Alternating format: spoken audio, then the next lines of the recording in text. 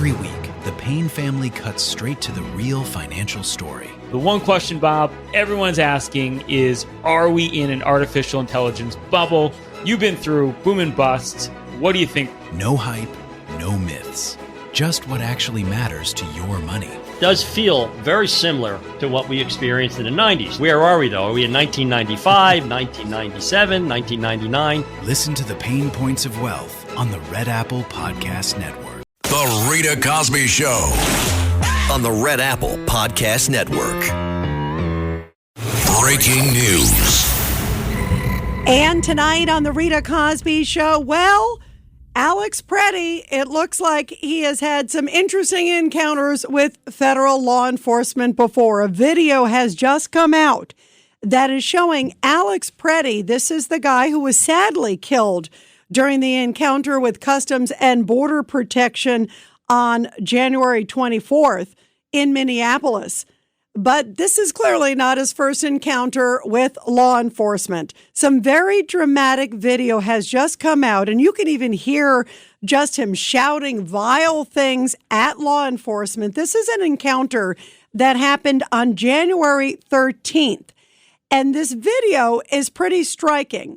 Because remember, we heard that he got into some altercation with law enforcement, which left him with a broken rib.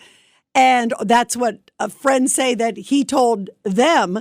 And then also that he had a group of about 50 or so of them that were together earlier in the day when that encounter happened with the Customs and Border Protection later. So you see a whole bunch of stuff kind of going on. In this video, you see him having an altercation with a federal agent with his car, the agent's car. You see Preddy getting out, and he actually kicks out the guy's taillights, starts screaming at him, swearing at him so much you're going to hear lots of bleeps because we can't play those four-letter words here on the air. So this doesn't just happen to look like a nice bystander who was trying to obey law and order. You see him clashing with the agents 11 days before his death. And we don't know if this was part of the incident where he claims he got a broken rib. There may be a few other instances, by the way, too, where he has had altercations with law enforcement. He clearly has a strong animus towards law enforcement. This is not Mary Poppins. Again, it doesn't mean he necessarily deserved to die on the day. It sounds like it was a tragic, terrible set of circumstances. But now we don't know what he was yelling. Remember, he was holding his camera when that altercation was happening. Remember, he was screaming at law enforcement. Maybe he was shouting the same F words that we had to bleep out in this segment. So there are a lot of questions tonight, but it surely shows a guy who is an activist, who was out to get law enforcement, who was clearly agitated by ICE, and it doesn't show a mild-mannered ICU nurse. Let's just put it that way. He certainly is prone to temper tantrums, at least in these cases. So listen to this. This is new video, new audio. You're going to hear the audio of it, happening 11 days before he died. And this is Alex Preddy. Take a listen.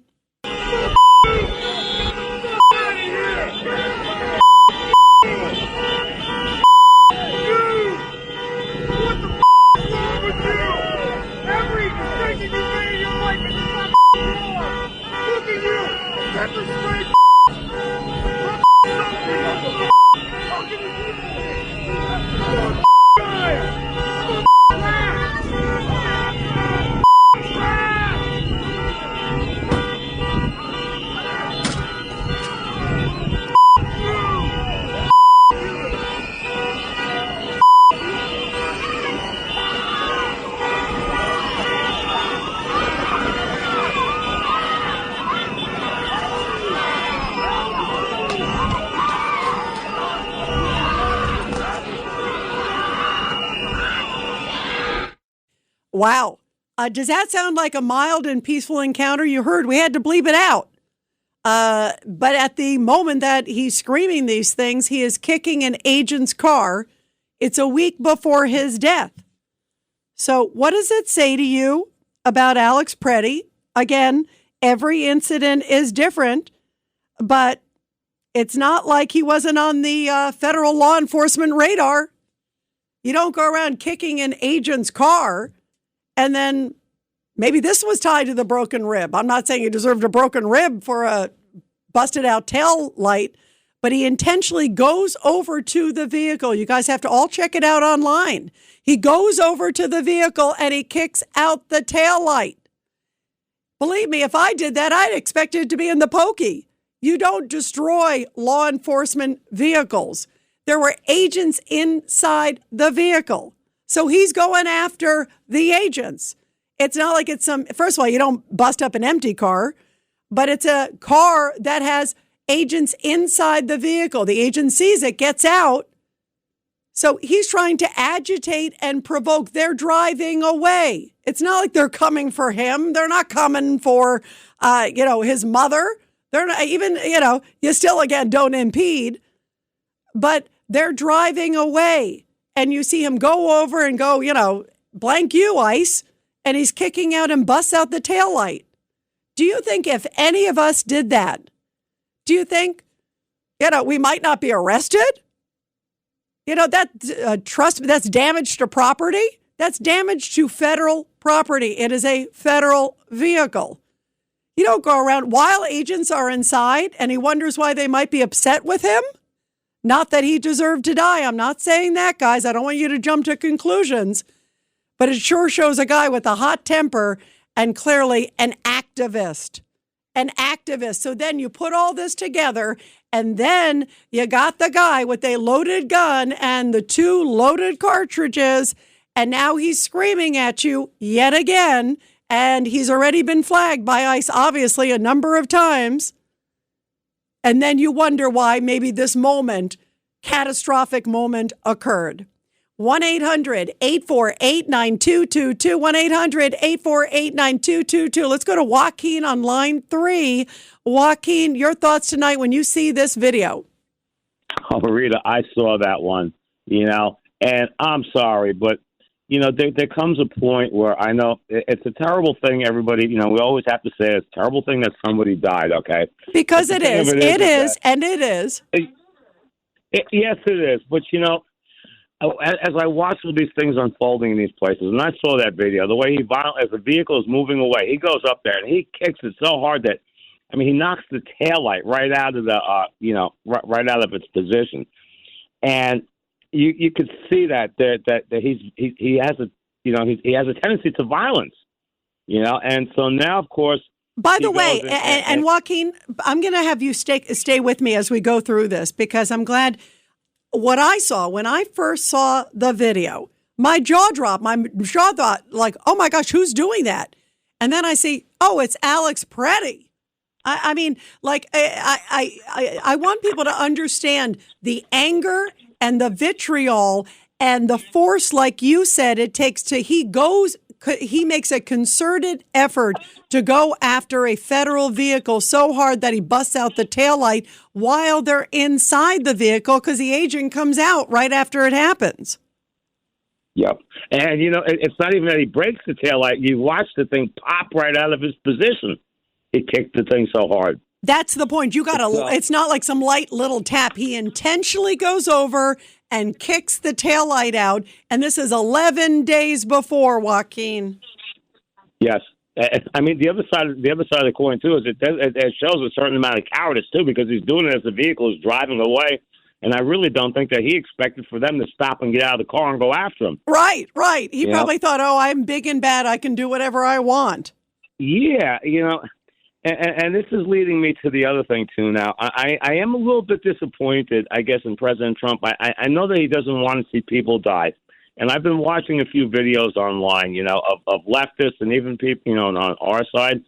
And the problem is that you start to show any kind of weakness in these situations. So the rhetoric that Waltz, and Mamdani and all these people have, and the mayor out there, I forget his name now, the rhetoric that they have. Jacob Fry. Jacob French Fry. Yeah, Jacob Fry. The way these people are being so defiant, it kind of bothers me a little bit that Trump kowtowed and took out the ICE official from Minnesota. because you at this moment right now, this is not the time to show any giving in to these people at all. You can't give them one win. Well, and by the way, though, Joaquin, you have to remember that when President Trump was speaking, and we'll see, I think he wants to just calm the flames that are going on, not necessarily that it's on the part of ICE. I think he clearly backs our men and women in blue 100%. But I think that he just sees a city that is completely chaotic and in disarray, and he's trying to bring an American city together. It's sort of like, who's going to, somebody has to be the bigger person, not to say he's sorry, but to say, look, I'm willing to do a few changes here, but you guys have to do a lot of changes. I think that's sort of Trump's sort of carrot and stick. So maybe he feels if I give a little carrot, maybe we'll get the stick back. But if we don't get it back, then we're going to have to really go after it. I also think, Joaquin, that I think now more details are coming out because, look, this video just came out. I'm telling you guys, many of you for the first time, it just literally came out minutes ago. So, I think as he's getting details, he probably didn't know this video was there until just recently. I'm sure as soon as it came, it was released. But the point is that I think he had very little information, and he may have a different answer, Joaquin. He may have the answer that maybe you hope he has once more of these details come out, because at first you don't know what happened. You just see the guy died. He has a gun. You hear he worked in a VA hospital, and obviously a noble profession for sure. You guys know how much I love veterans. But then, do you want a hotheaded like this working in any hospital that's like kicking out a taillight and screaming at ICE? I don't think so. No, and all these people, there is a certain degree, perhaps, I don't know. I mean, the way he goes after the truck, and then of course he turns around and he tries to run away, and this is where the administration and ICE is feeling they need to start arresting these people hardcore for doing these things.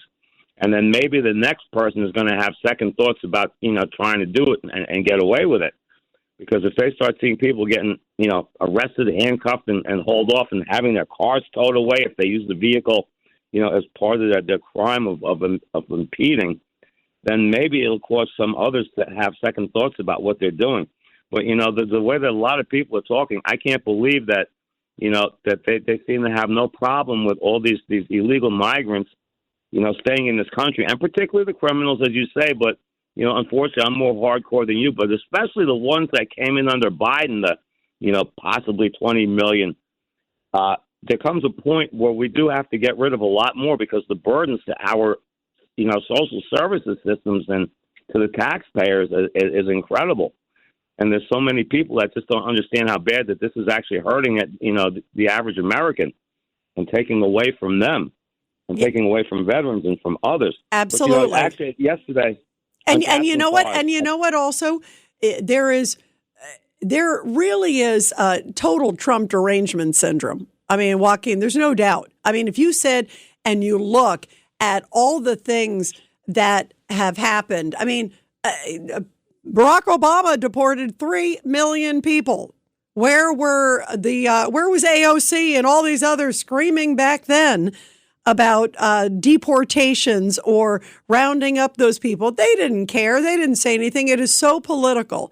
And it's so disgusting, Joaquin, that it's gotten so political that you can't even arrest the worst of the worst. I mean, I feel like there's enough worst of the worst, sadly, that's what they should be focused on first. Clearly. And then you figure out what to do with, if somebody's been here for X amount of time, hasn't done, anything, has been an upstanding citizen, maybe you get them fast-track vetted. They're in like a pause phrase, and maybe you get them vetted either for citizenship or some sort of status that is not citizenship.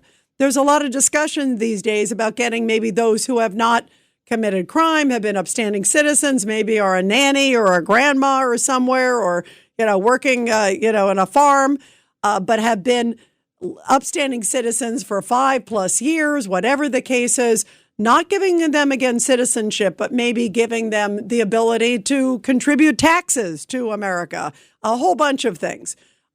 there has to be something, but they got to go after, first of all, the worst of the worst, because these lunatics, and that's the way I describe a lot of these crazy politicians, they're using the phrase, don't hurt our neighbors.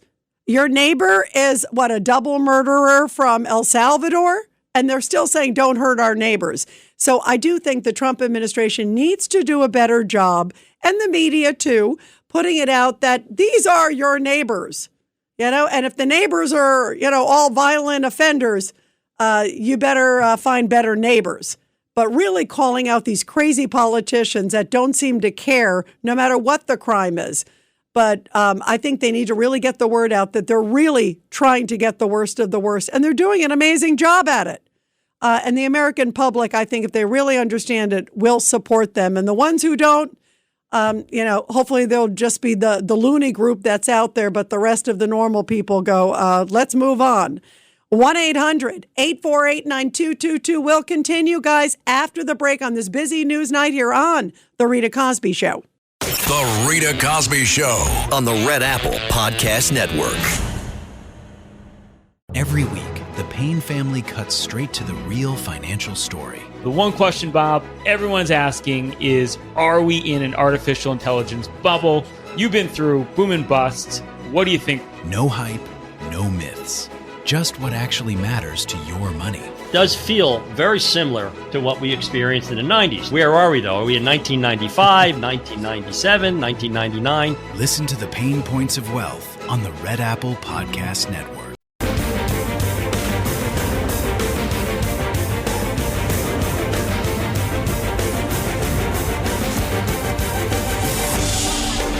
It's the Rita Cosby Show. And some stunning new video painting a different picture of Alex Preddy, the protester who was killed, remember, in Minneapolis, that sparked all those protests that took place last weekend. And now we're learning that a week before, he was, you see it on the video, it's all over the place. He was pretty violent with law enforcement. Damn violent. There's no question about it. 1-800-848-9222. 1-800-848-9222. Let's go to Sandra in New Jersey, line 5. Sandra, did you see the video? What do you think? My opinion of him is diminishing a lot. I mean, really, when I saw that happen, I said, oh, my God, Rita, could you imagine if someone did that to your car? We would all be crazy. Look what you did to my car. So that's out of line. And you know what? And by the way, it is law enforcement. You hit a very powerful point, because let's not forget, it's not just any car. He knows it's law enforcement inside, and he intentionally runs over so hard that he kicks out, the tail light. I mean, what do you think? What does that say about him to you? It's telling me already what we need to know about him. He's not a well-behaved person. And I wanted to say more. Can I stay on? Can I hang on, Rita? Because we love you, you can stay on, Sandra. We got to do our Back the Blue, because that's coming up right afterwards, because we love our men and women in blue. And it sounds like they've had a tough time also with Alex Preddy. The Rita Cosby Show on the Red Apple Podcast Network.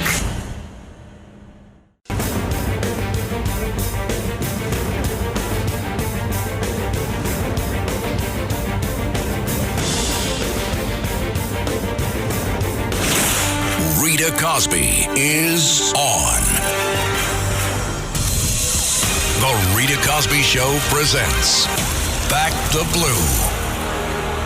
And this Back the Blue segment coming from Flint, Michigan, where police received an urgent call about a person collapsing on the side of the road, and the officers responded. They went to an area near the University of Michigan in Flint for a welfare check. They said once on the scene, they found a man under the snow. It ended up being an individual who had a medical emergency and suddenly collapsed on the ground. And then the snow just kind of covered him up really quick. What a scary situation. They said that the man, believed to have had a seizure, was conscious and talking, and was quickly taken to the hospital for treatment after they located him. Now, given those extremely cold conditions, they also said the outcome certainly could have been deadly. The guy was in jeans and a sweatshirt, obviously inadequate for the weather. And the officer further said, I think a lot of us this time of year and with these big storms have a false sense of safety because it doesn't get that cold that often. But those were the most dangerous conditions that they have likely faced in that area. And apparently it was a 911 call, an anonymous caller who said there is a man, I believe, in that snow. Thank goodness they came very quickly and saved his life. Well, we are talking about this powerful video that just came out. I'm going to go back to Sandra in a moment. But first, here is former Minnesota Senator Norm Coleman. John Catsimatidis and I talked with him earlier today on Katz and Cosby, and this was his assessment. Remember, he's the former senator there, and he talked about what he thinks of Governor Walz of Minnesota and Jacob Frey, the mayor of Minneapolis. By the way, the same people that oversaw the town burning down on the George Floyd riots, meaning Governor Walz and meaning Mayor Frey, they're in charge today. And they've done nothing but have added accelerant to the fire. They have done little to kind of lower the temperature. And so right now, President Trump has tried to lower the temperature. He's brought Tom Homan in. He's still going to, though, make sure that the law is enforced. And therein lies the problem. Minneapolis will tell you, the mayor, I've heard him say, well, we get rapists, we get gang members, we get this and that. You may go after them. But if somebody's been a murderer in Guatemala, has a history of 5 murders, rape, robbery, whatever, and they're in Minnesota, but they haven't committed a crime in Minnesota, but they are bad guys. Okay, they're rapists, they're robbers, they're on our streets. And if you're in a Minnesota jail, Minnesota will not cooperate with the feds, will not respect a immigration detainer, and so those folks continue to be on the streets, and that's what the president was trying to change. That's what he was trying to stop. That's when he says we got to get rid of the bad guys. And obviously, right now, Homan is there on the ground, and the question is, will they change their ways? President Trump said, okay, I'm going to send Tom Homan. We're going to go through all of this. He's going to lay it out to you. We'll listen to you. You listen to us. But the big question is, then you hear this rhetoric coming from Jacob Frey right afterwards. Today, there were a lot of nasty comments from Jacob Frey about President Trump and about what's going on. And then Trump goes back and fires back at Jacob Frey in a Truth Social post saying, you are playing with fire. Here's a little bit more from Norm Coleman, because he said the weather temperatures, how freezing it is in Minnesota, has helped, believe it or not, keep some of the protests down.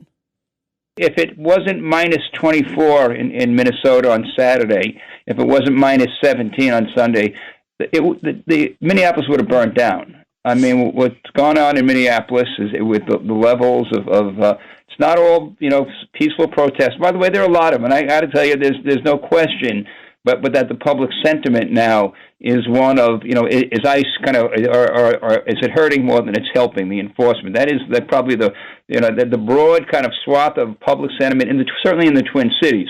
In rural Minnesota may be different. And let's go to your calls, guys. 1-800-848-9222. Let's go back to Sandra in New Jersey, line 5. Go ahead, Sandra.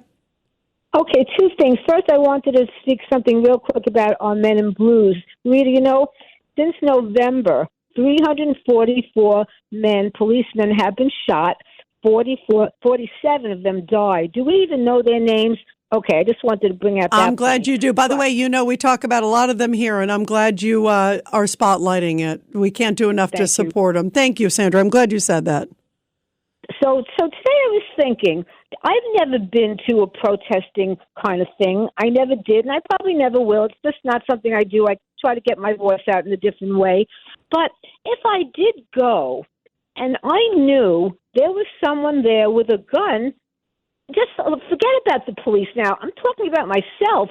I would think that we're all on the honor system. We go to these protesting things and we do not bring guns, because what happens if I say something and someone doesn't like what I said? I'm going to get shot, or maybe somebody else says something. That person is shot, and then I get shot too, because it's just a mess.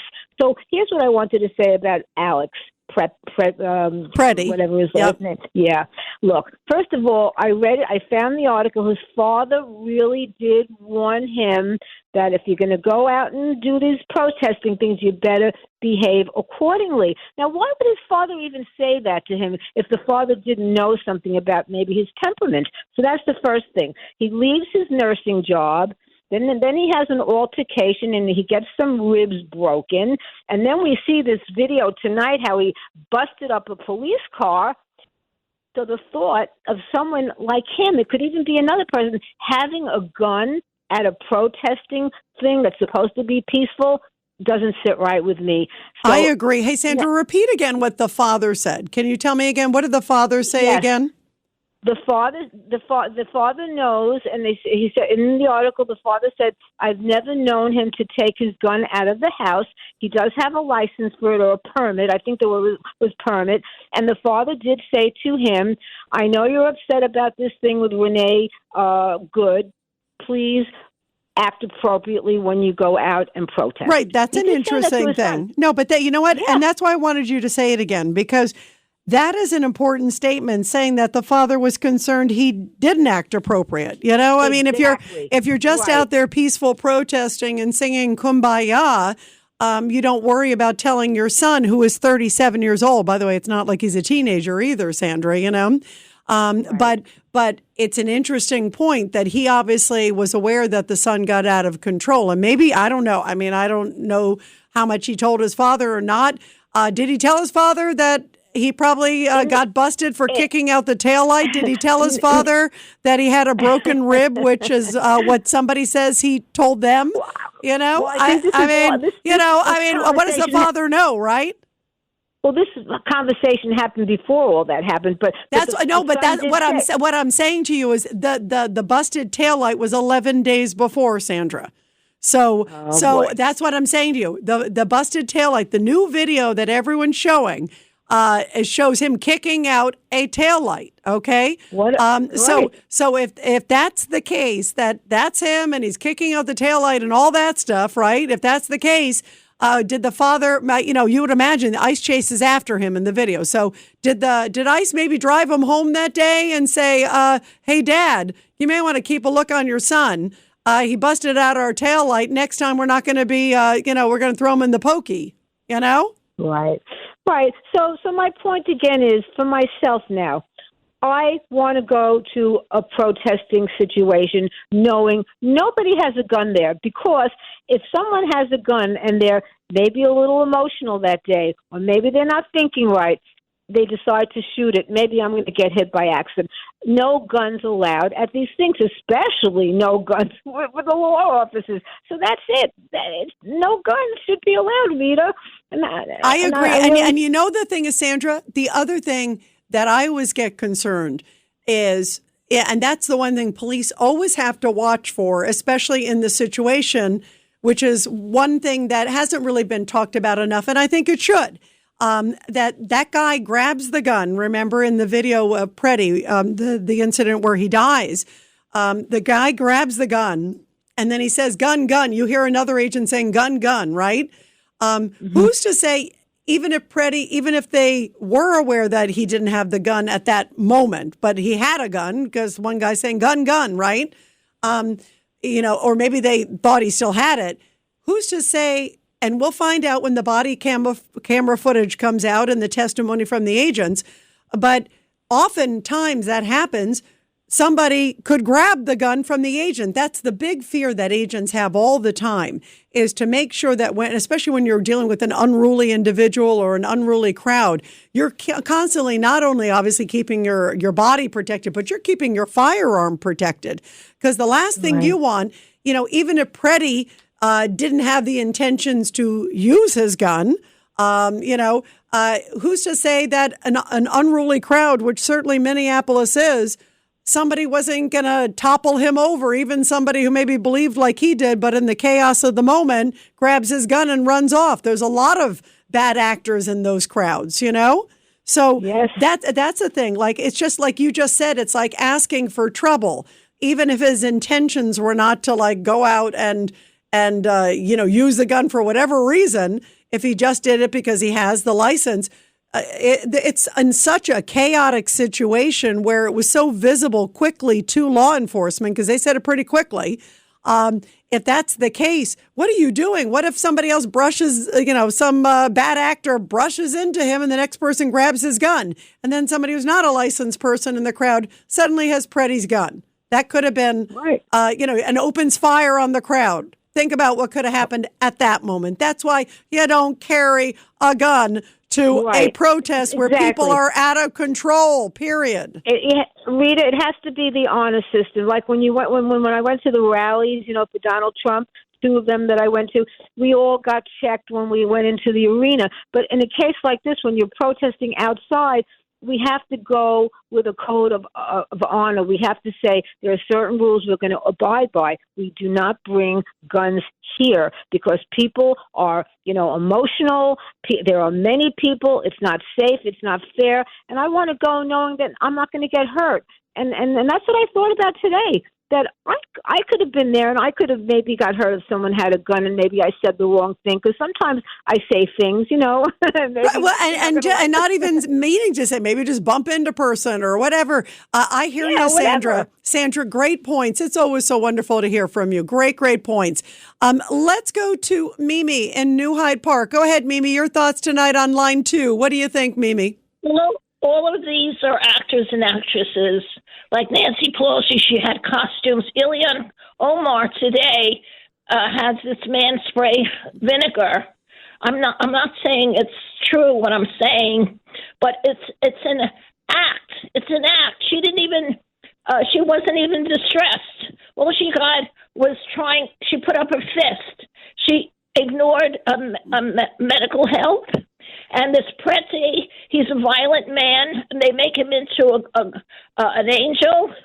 They're doing everything to hide the fraud, the Somali fraud. No, by the way, Mimi, that is a great point. You're right. They're trying to distract. And I don't, when I saw the thing happen with Omar, I don't know if, some people are saying, oh, it looks staged or whatever. I don't like when anything like that happens to anybody. I just think it's horrible and it shouldn't happen.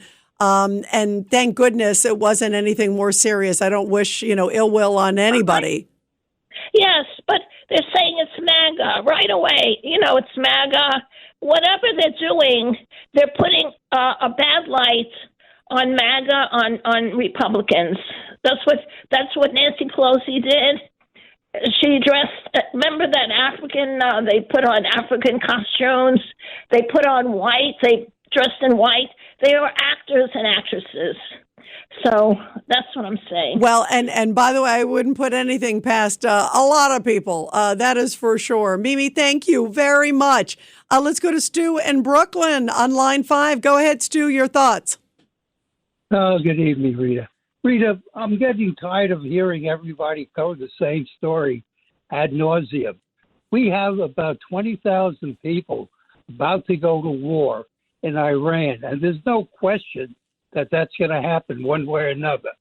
We have gold going over $5,000 an ounce, and as a result of that, the price of oil, instead of going down as it was, is going up. I don't hear anyone talking about that. Actually, Stu, get the. Why don't you get the wax out of your ears?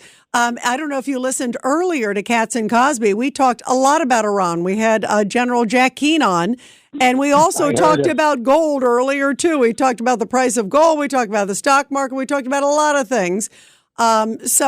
All those topics are up, and in fact, the new news tonight is this video with this guy. So there are a lot of topics that we always talk about, but I am glad that you are bringing up those topics because they are very important. Also, Cuba and Venezuela, and the Iran stuff. We are definitely keeping an eye on, Stu, because I agree with you. I do think something's imminent. I mean, President Trump came out a couple hours ago and said time is running out. And there's these new reports that are just horrible coming out of Iran, that they have continued the executions in a big way. So what do you think is going to happen? What do you think he may do militarily, if you think so? And what do you think the Israelis will do, Stu? Rita, you're a pro, and I am too. In my other life, I was a counterterrorism specialist. Oh, fantastic. Is there any doubt in your mind that we have troops on the ground, covertly, special forces people, and the Israelis, who are people who are fluent in Farsi? Yes, there is no doubt in my mind. So what do you think? Actually, Stu, with your background, let me ask you. Last time he hit the 3 nuclear facilities, what do you think? And I'm asking you from a sort of strategic standpoint. What do you see as the action? What do you think? I think we have people on the ground with weapons who will lead or help them lead an insurrection against the government. They had people in areas out of Tehran. It's a boat ride across the Caspian to bring the weapons in from countries that we have very good relations with. And I think that has been done, and I think that's one reason why there's a delay in the action. One thing that I object to. Yeah, real quick. I don't like super carriers. I think they're obsolete. One hyper missile can take them out. And Trump is not crazy when he talks about building a battleship, which is really a container ship that's going to have drones and. No, you're right. By the way, Stu, you are absolutely right. Sorry, Stu, we got a hard break, but great points. Stu, you got to call back again, especially with your terrific backgrounds and insight. It was wonderful to hear from you. 1-800-848-9222. We'll continue after the break. The Rita Cosby Show on the Red Apple Podcast Network.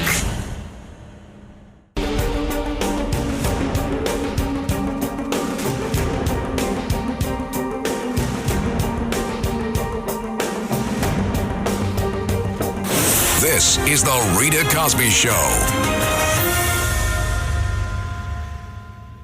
And let's continue with your calls, guys. We're talking about Minneapolis. We're talking about Iran, Venezuela.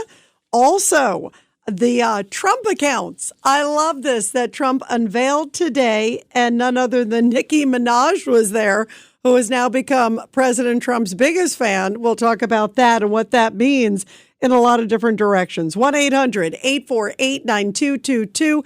1-800-848-9222. Let's go to Robert in Brooklyn on line 1. Go ahead, Robert. Hi, thanks for taking my call. Well, another thing you mentioned on the Katz and Cosby show is you alluded to the SAVE Act, the extreme importance of codifying stuff, especially the SAVE Act. But in terms of the main thing we're talking about now, the situation where he apparently gave the roundhouse to the tailgate of the vehicle, I think that incident apparently, which took place on January 13th, which was recorded by News Movement, it's on YouTube. Yes, so it's 11 days before. Go ahead. Yeah, I think that's further proof that subsequently he was then assassinated by at least some of the agents. They assassinated him, and this is further proof of the video of what took place with the vehicle is further proof of that. What do you mean? Like what, they were out to get him? Well, that's one thing, the motivation. No, but I'm just asking you. Wait. No, Robert. You can't go around and make some inflammatory comment like that. What do you mean? Wait. What do you mean that it's proof that they assassinated him? Where's the proof in that video? Okay, in that video with the when he did the roundhouse kick there, he wore a gun. And when he apparently wore a gun, and when you had the officer get out, the agent and the officer get out of the vehicle, and they restrained him, but they did not arrest him, and they did not arrest him, and there was no incident. He was wearing a gun, but they didn't. But then, you know why? Because they were able to subdue him there. He wasn't all big and bad in front of a big crowd. They were able to subdue him, and actually, they cut him some slack. So it shows that they have been more than patient with this guy. But Robert, stick with me. Thanks for listening to The Rita Cosby Show. You can hear The Rita Cosby Show weeknights at 10 on 77 WABC. If you like the podcast, share it with your friends and listen anytime at WABCRadio.com and download the WABC Radio app. Hit that subscribe button on all major podcast platforms. Plus, follow WABC on social, on Instagram, TikTok, Facebook, and X. See you next time for a new episode, so you never have to wonder. What the heck is going on here? Every week, the Payne family cuts straight to the real financial story. The one question, Bob, everyone's asking is, are we in an artificial intelligence bubble? You've been through boom and bust. What do you think? No hype, no myths. Just what actually matters to your money. Does feel very similar to what we experienced in the 90s. Where are we, though? Are we in 1995, 1997, 1999? Listen to the Pain Points of Wealth on the Red Apple Podcast Network.